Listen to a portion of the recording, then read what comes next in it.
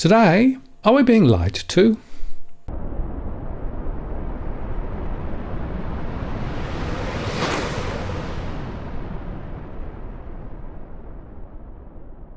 Hello again, it's Martin North from Digital Finance Analytics, welcome to this post covering finance and property news.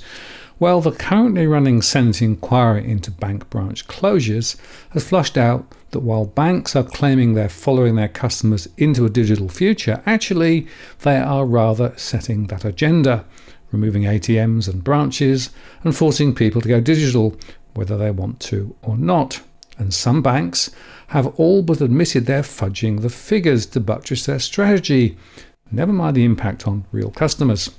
And while politicians are keen to step back from the argument on the basis that banks are commercial entities and should be able to make whatever strategic decisions they want, the truth is banks are a government-protected species who have received massive financial support from us taxpayers via, for example, the Term Funding Facility and other measures.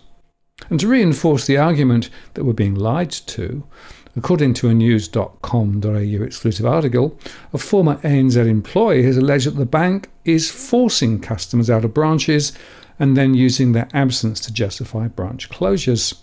Philip, that's a pseudonym by the way, told news.com.au that during the time he'd worked at an ANZ branch in the metropolitan area, staff were directed not to serve customers who came into the branch. I worked at a busy branch, but the stats on our actual customers served looked smaller because we were making customers serve themselves through digital means when they came into the bank, he said. And Philip said staff were told to have a digital-first mindset and to direct customers to use the in-branch ATM or telephone to do their banking, or even do banking at the ATM for customers, because these transactions would not be counted in the branch's service stats. Back in July, ANZ CEO Shane Elliott told the House of Representatives Standing Committee on Economics that the bank had closed 287 branches across Australia since the middle of 2017. He said the closures were supported by customer behaviour, adding that a lot of people bemoan the fact that branches are closing, but they don't actually use them.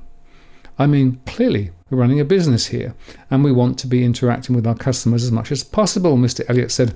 The more engaged they are with us, the better from our perspective, the more loyal they're going to be.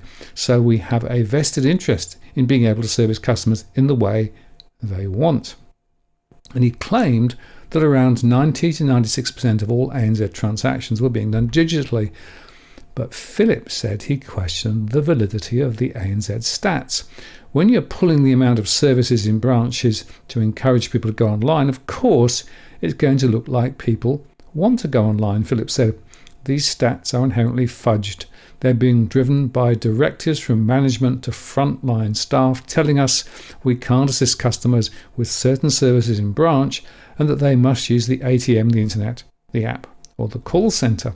And he told news.com.au that he and other staff receive emails from their business excellence manager, a role akin to a district manager, with directives like over-the-counter traffic is up this month, don't let it get away from you, and try not to do any card activations in branch this month.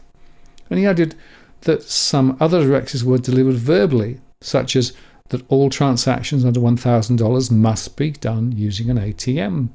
And he said long queues for service were a common sight in his branch, which had multiple workstations for tellers, but only one of which was ever manned. Customers would rightly be disgruntled at the lack of tellers. Philip said that the directors left staff frustrated by their inability to help customers and that older customers were among the biggest losers.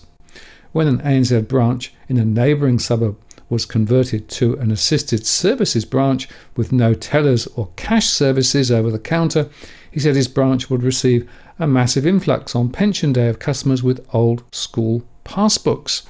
And Philip told news.com.au that in one instance, when an elderly vision-impaired customer was struggling to use an in-branch ATM, he served her at the counter and his actions were questioned by his supervisor.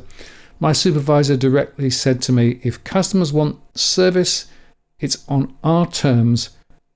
That's the day I quit, he said. And in October, new figures from the Australian Prudential Regulatory Authority, APRA, revealed that in the 12 months to June 2023, 424 bank branches, or 11% of Australia's overall branches, disappeared. Now, an ANZ spokesperson denied the former branch staff members' allegations. This account does not reflect how our branches or our people are encouraged to operate, the spokesperson said.